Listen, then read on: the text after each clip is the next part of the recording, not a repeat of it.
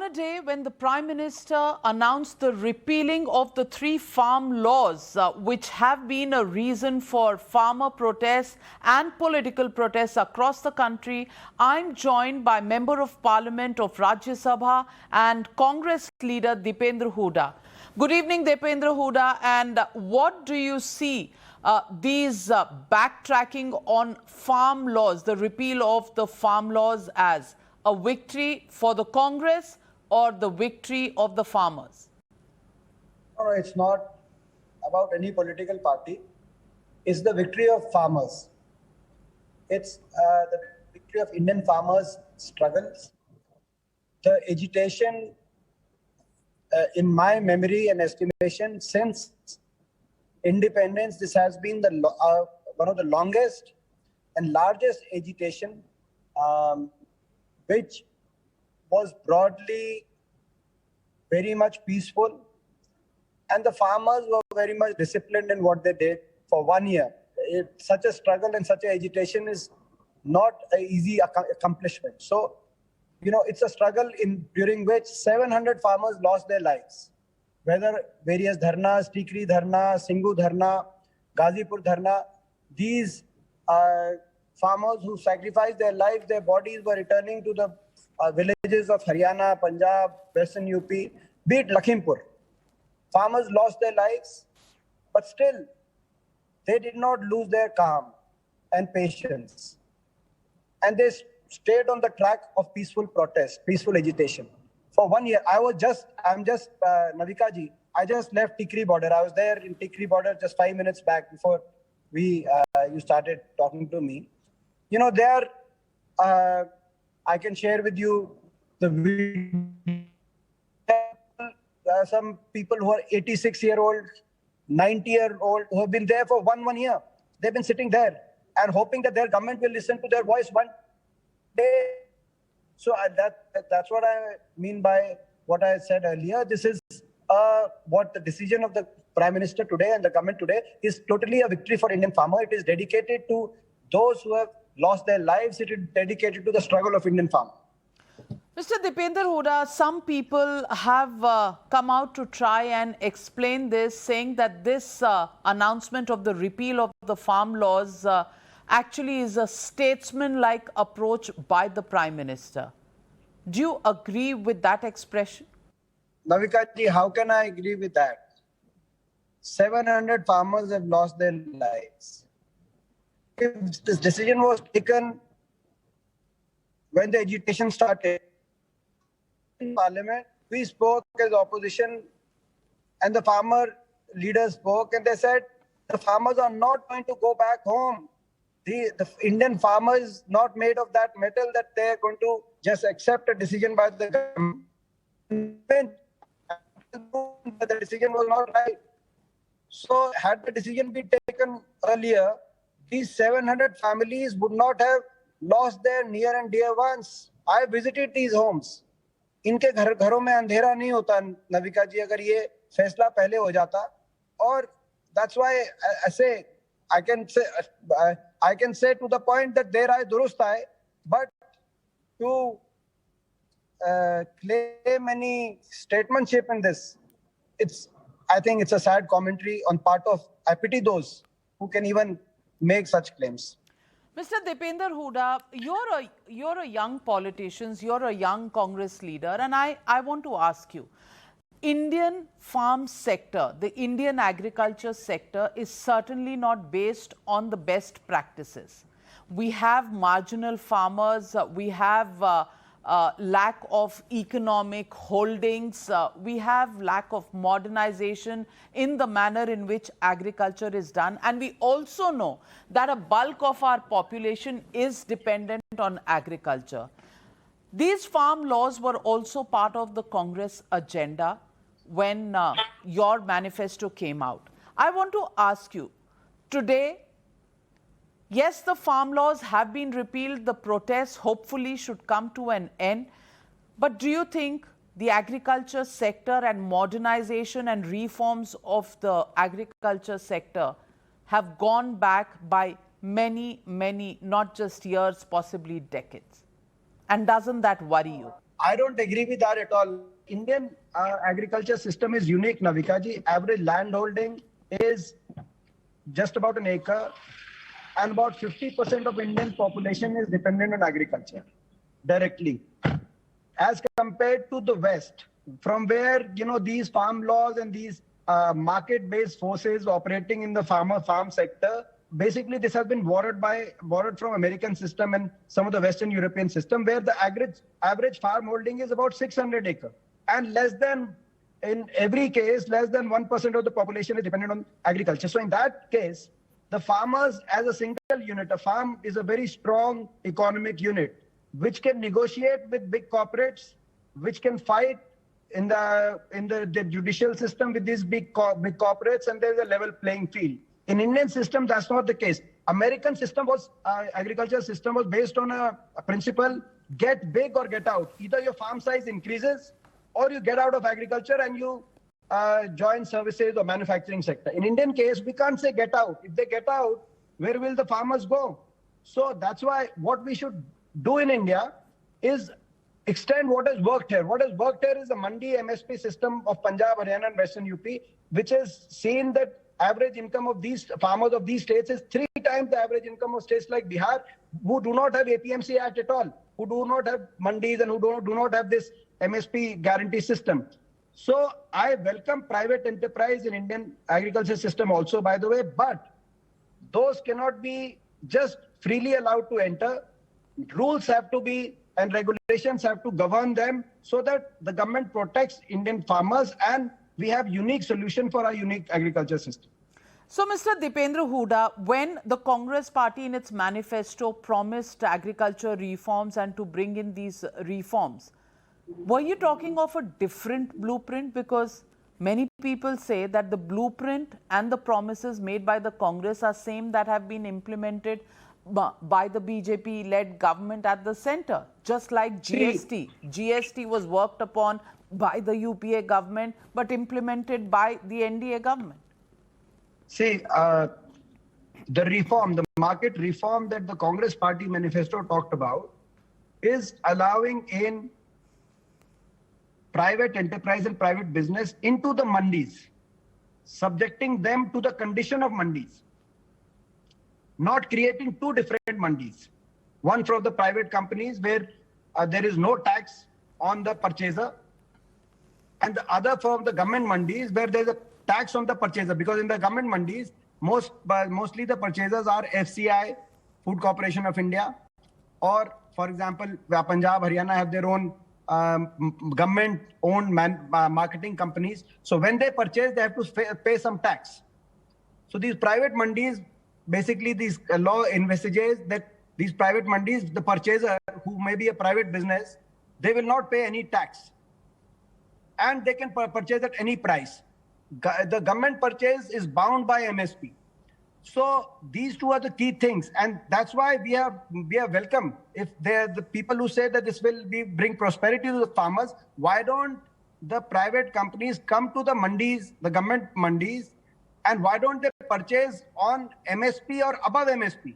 If they give above MSP, the farmers will go to them and they will not go to FCI or any other government marketing company and give their grain at a lower price. But there should be a condition, foundation.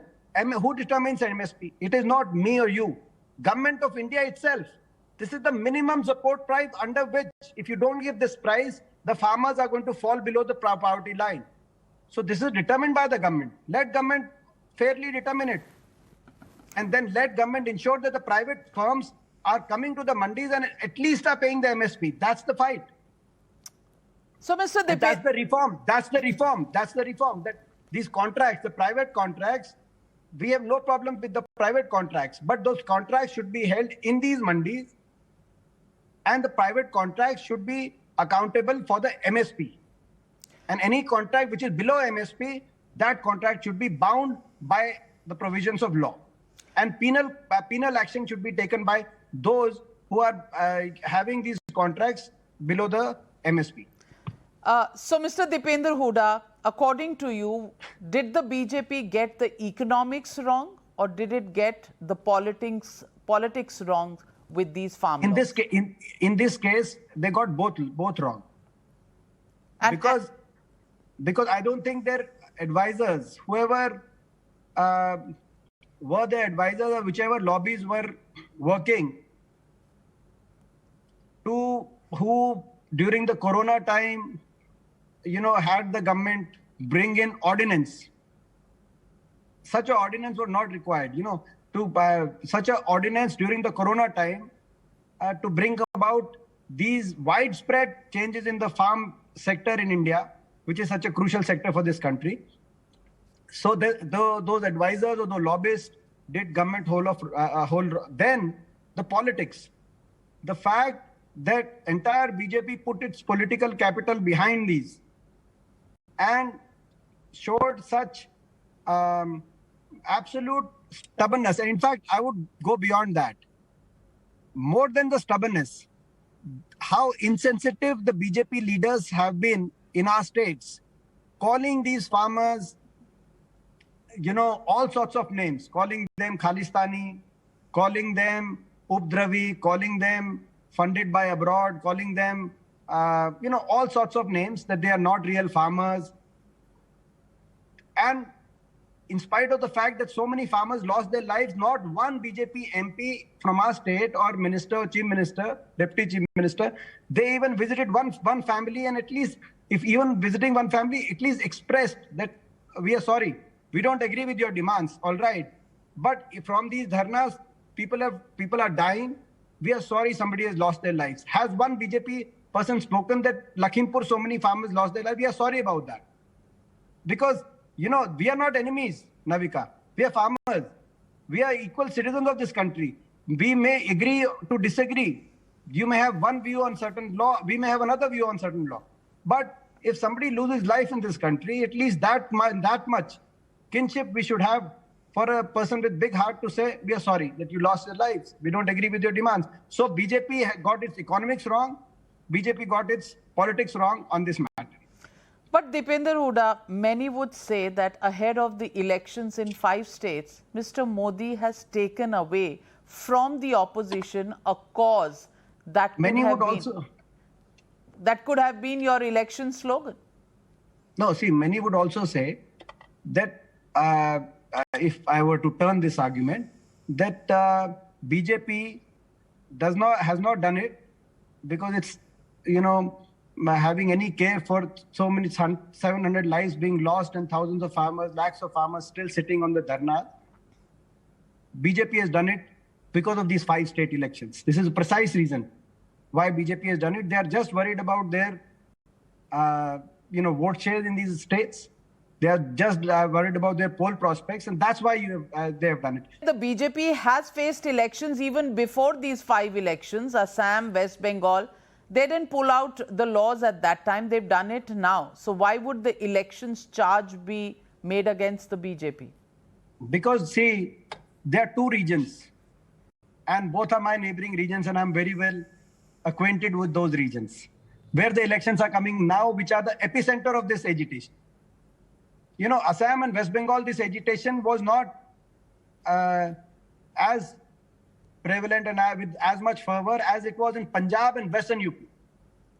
And, while BJP can almost wrote off Punjab, and seems like they've completely written off Punjab, Western UP, they don't want to write off, because Western UP is where they got most of their seats from last time.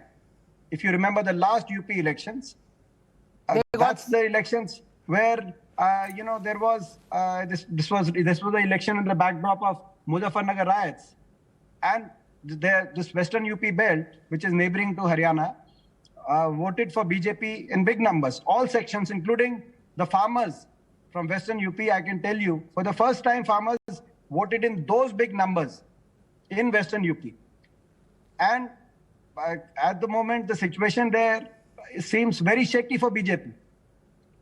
And that's the reason why these 2 states are coming to polls. So one can argue what you have argued. I can argue that they have done it just for their poll prospects, nothing else. They don't care about the farmers. But what does nevertheless, those are arguments.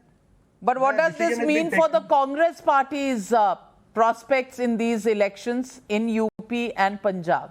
Because Congress ने तो अपने आप को politically Punjab में मारने की बहुत कोशिश की है, जहां आपका बना बनाया खेल था.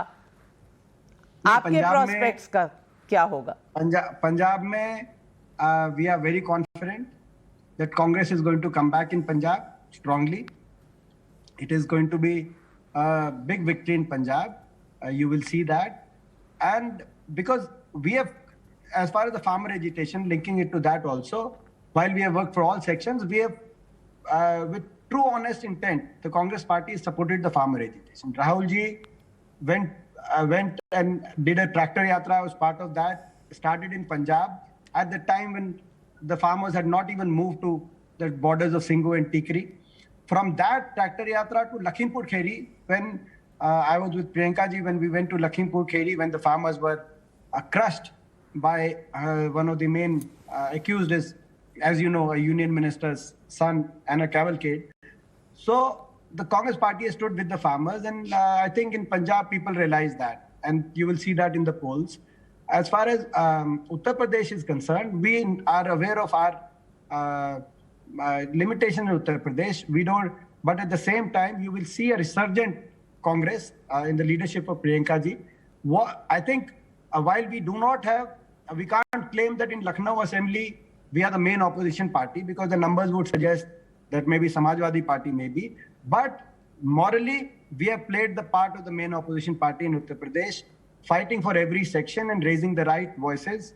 And you will see that the people will reward us for that, and they will, the change will start from Uttar Pradesh, and Uttar Pradesh will give a big jolt to the BJP also. Well, before I let you go, Dipendra Hooda, we've seen you going to Lakhimpur Kheri and Uttar Pradesh, various areas with Priyanka Gandhi Vadra. But where is Rahul Gandhi? No, like I said, Rahul ji has been on forefront of this fight for the farmers from the very beginning. From the tractor yatra in Punjab and Haryana, when this agitation just started, to bringing this issue to the parliament, driving a tractor, we were all part of that also, to going to Jantar Mantar, the Kisan Panchayat, to listen to the farmers, to raising it effectively within the parliament and outside it. Rahul ji has, from the day one, supported the cause of the farmers as strongly as anyone else can possibly do. And I think the farming community realizes that, and he has been very much there. It's a different matter how much you choose to recognize that or not, but he has been there. Dipendra Hooda, many bright lights from the Congress party have either left, or some bright lights have formed a G23. I want to ask you, should there be a full-time president of the Congress party? Will the Congress party fare better with the electorate if it had a united front and a functioning president who takes charge of every corner of the country?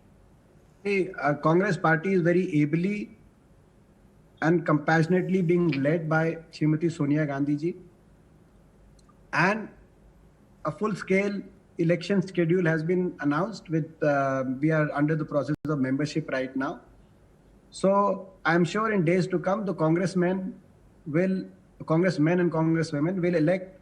We will elect our own president, who will continue to give leadership to the main opposition party in the country effectively.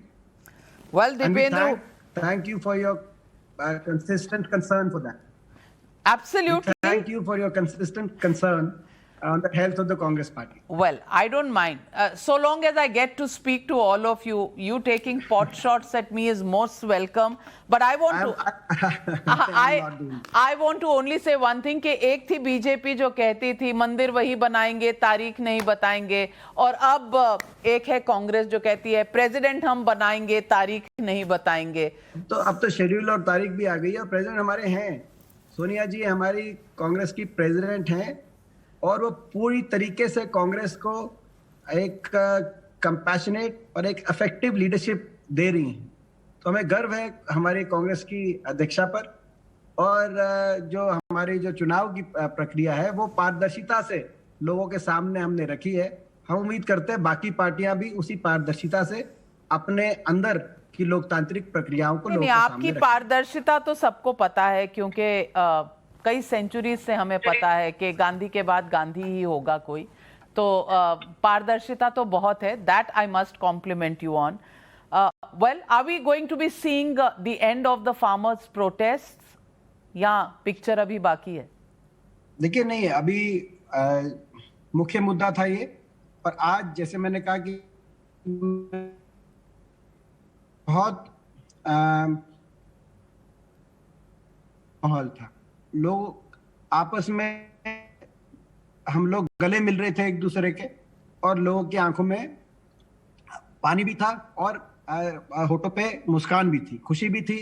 और इतने लोगों की अपने साथियों को खोया है, तो इतना बड़ा जो संघर्ष था, तो मैं समझता हूँ कि एक बहुत बड़ा ये आज ऐतिहासिक दिन है। उस लिहाज से, उस दृष्टि से आंदोलन का क्या ये आगे रूप रहेगा, क्योंकि इनकी जो एक किसानों की एक हमारी दूसरी मांग है, वो है कि लाभकारी मूल्य एमएसपी निर्धारित की जाए, और उसको उस पूरे सिस्टम को पूरे देश में किसानों की जीवन शैली को सुधारने के लिए ये भी इस बात पे सरकार कोई ना कोई बड़ा फैसला करे, तो उसकी क्या रूपरेखा आने वाले समय में रहेगी, ये किसान मोर्चा जो है उसकी इफेक्टिव लीडरशिप है, वो अपना जो है मैं समझता हूँ कि वो लोग मंथन करेंगे। लेकिन आज का दिन किसानों के दिल में बहुत खुशी है, आज बहुत संतुष्टि है, और आज एक भावनात्मक दिन है सभी किसानों के। Well, thank you very much, Dipendra Hooda, young Congress leader, member of Parliament of the Rajya Sabha. Thank you very much for joining me right after the repeal of the farm.